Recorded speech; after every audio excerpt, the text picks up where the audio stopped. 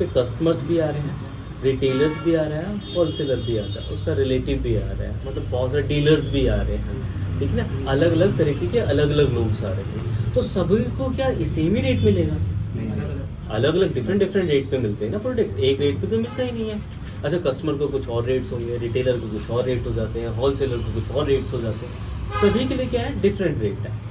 तो अब ये चीज़ मेंटेन रखना कितना मुश्किल काम हो जाता है कि अगर सपोज एक शॉप के अंदर ऑनर है तो उसको सारे रेट्स पता होते हैं, पर एक शॉप के अंदर अगर कोई एम्प्लॉय है या फिर किसी को एम्प्लॉय रखा हुआ, उसको क्या रेट पता होंगे कि कस्टमर को किस रेट पे देना है, रिटेलर को किस रेट पे प्रोडक्ट देना है, होलसेलर को किस रेट पे देना है। पर भी वो जाओगे, वो दवाइयों का रेट देखेगा, फिर 2 रेटों की वैल्यू निकाल के फिर आपको देता है वो सामान, ठीक है। तो मतलब सभी के लिए क्या करना पड़ता है, रेट अलग अलग होते हैं। मतलब ये कहने का मतलब, मान लें कि एक शॉपकीपर के पास अलग अलग रेट पे सामान मिलता है, रिलेटिव को अलग मिलेगा, कस्टमर को अलग मिलेगा। आपकी शॉप होगी, आप अपनी शॉप पे भी जाओगे ना, तो अपने रिलेटिव को किसी और रेट पे दे दोगे। कोई ज़्यादा क्वांटिटी खरीदेगा तो उसको कम रेट्स पे दे दोगे। तो इसके लिए हम क्या करते हैं, प्राइस लेवल का इस्तेमाल करते हैं। किसका इस्तेमाल करते हैं? Price level. टैली के अंदर बहुत ही अच्छा फीचर है जिसका नाम है प्राइस लेवल, जो कि क्या करता है, मल्टीपल आइटम्स को, रेट्स को कलेक्ट करने में या फिर किसी को बताने में बहुत ही हेल्प करता है, ठीक है। अब आ जाते हैं, मुझे इसमें क्या करना है। सबसे पहले F11 में जाना है टैली के अंदर, और F2 के अंदर क्या करना है, प्राइस लेवल।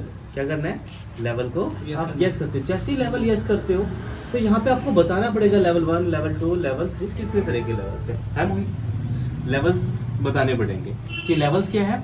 कि पहला लेवल क्या है, मैं किसके लिए बनाऊंगा, कस्टमर के लिए। सेकंड रिटेलर के लिए, रिलेटिव के लिए, या फिर होलसेलर के लिए। होलसेलर के लिए पूछने में क्या दिक्कत, कंफ्यूजन क्लियर रहेगी क्या? नहीं क्या है? हाँ, रेट तो अलग अलग हो जाएंगे। ये कंफ्यूजन को सॉर्ट आउट करने के लिए ही है। मैंने 3 लेवल्स बनाने हैं, तो 3 लेवल के नाम लिख लिए, ठीक है। अभी बहुत सारे लेवल्स बनवाऊंगा आगे भी, ठीक है। पर अभी आपने क्या बनाने हैं, 3 लेवल्स, मतलब तीनों के लिए अलग अलग। अब आ जाते हैं, मैं इन्वेंट्री इन्फो के अंदर, किसमें, इन्वेंट्री इन्फो के अंदर एक ऑप्शन आ जाएगा। टैली के अंदर इन्वेंट्री इन्फो आता है, उसके अंदर एक ऑप्शन आ जाएगा। स्टॉक वगैरह तो तुमने बनाया ही ना, स्टॉक भी बनाना है आपने, उसके अंदर स्टॉक मेंटेन तो पहले ही करना है, फर्स्ट ऑफ ऑल। सेकंड जो इसके अंदर एक ऑप्शन आएगा, इनेबल करने के बाद, प्राइस लेवल को इनेबल करने के बाद प्राइस लिस्ट के नाम से आ जाएगा। किसके नाम से आ जाएगा, प्राइस लिस्ट के नाम से एक ऑप्शन आ जाएगा। इसके अंदर सबसे पहला लेवल कौन सा आएगा, कस्टमर।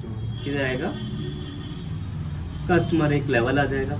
अच्छा, कस्टमर के लिए मुझे सेट करना पड़ेगा। एक पार्टी से सपोज मान लेते हैं कि मैं XYZ आइटम खरीद रहा हूँ। XYZ आइटम, टी शर्ट ले लिया फॉर एग्जांपल, क्या टी शर्ट ले लिया, कंप्यूटर ले लिया, CPU ले लिया, कुछ भी ले लिया, ठीक है। ये हम खरीद रहे हैं 0 से 10 के बीच में। कितने, 0 से 10 के बीच में। अगर कोई कस्टमर 0 से 10 के बीच में आइटम खरीदता है तो उसके लिए क्या रेट होगा टी शर्ट का, 550।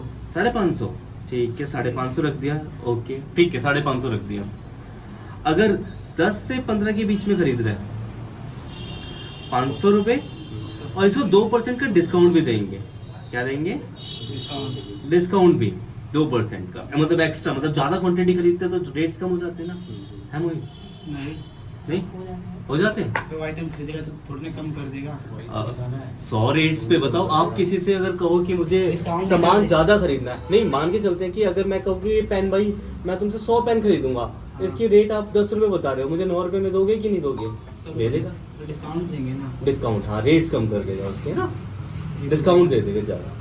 फिर अगर 15 से 20 के बीच में खरीदते हैं, तो 15 से 20 के बीच में खरीद रहे हैं तो उसको क्या देंगे, 450 का 3% का डिस्काउंट। डिस्काउंट भी बढ़ता जा रहा है और रेट भी डाउन होते जा रहे हैं। और अब मैं चाह रहा हूँ कि अगर मोर देन 20 कोई भी खरीदेगा, मोर देन 20 से ऊपर कोई भी क्वांटिटी अगर खरीदता है तो उसको कितने का मिलेगा, 400 का ही मिलेगा, और 4% डिस्काउंट मिल जाएगा। आया समझ में कि 4% लास्ट है। अब इससे यहाँ पे कोई डिजिट नहीं डालनी है, आपने ब्लैंक रखना है। तो मैंने किसके लिए बनाया, कस्टमर के लिए। अगर सेकंड आइटम ये, और कस्टमर के लिए किसके लिए बन रहा है, टी शर्ट के लिए। अगर सपोज उसके पास क्या हुई, पैंट, एक सेकंड आइटम हुआ, ये पैंट है, तो सेम यही प्रोसीजर जो दोबारा बनेगा 0 से 10 के बीच में। ये क्वांटिटी है, ठीक है, 0 से 10 के बीच में खरीदेगा कौन, रिटेलर नहीं, कस्टमर के लिए बन रहा है अभी। कस्टमर के लिए बना रहा हाँ, ये टी शर्ट का बनाया था, अब किसका बन रहा है, है। पैंट का बन रहा है। 0 से 10 के बीच में पेन 900 की मिलेगी, और 10 से 15 के बीच में खरीदता है तो उसको 800 की और 2% डिस्काउंट है, और 15 से 20 के बीच में खरीदता है तो उसको 750 की मिल जाएगी, 3% का डिस्काउंट है। और ऐसे ही 20 से मोर देन 20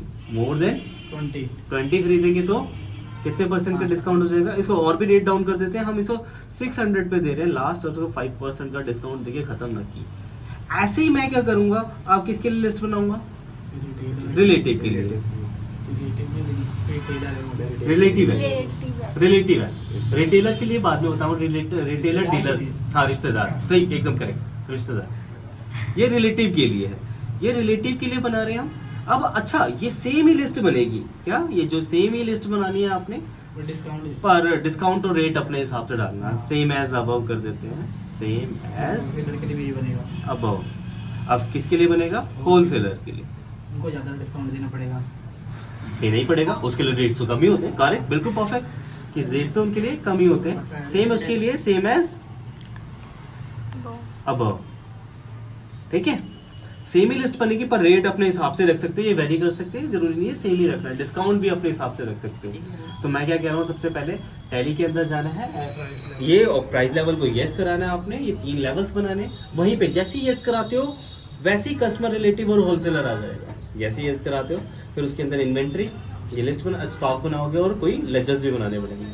और इसमें एक इम्पॉर्टेंट पॉइंट है, ये सिर्फ और सिर्फ सेल्स पे एप्लीकेबल होता है, किस पे, ये प्राइस लेवल का पॉइंट सेल्स एप्लीकेबल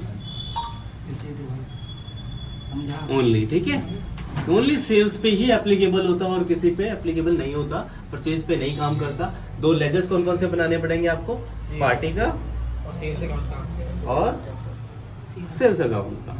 आगे समझ में, किसमें जाएगा, सनरी डेटर, गलती हो सी सेल्स अकाउंट, गलती हो गई नहीं, कभी कभार हो जाती है, ठीक है। तो ये टॉपिक्स है, ये करो चल के लैब्स के अंदर, चलो।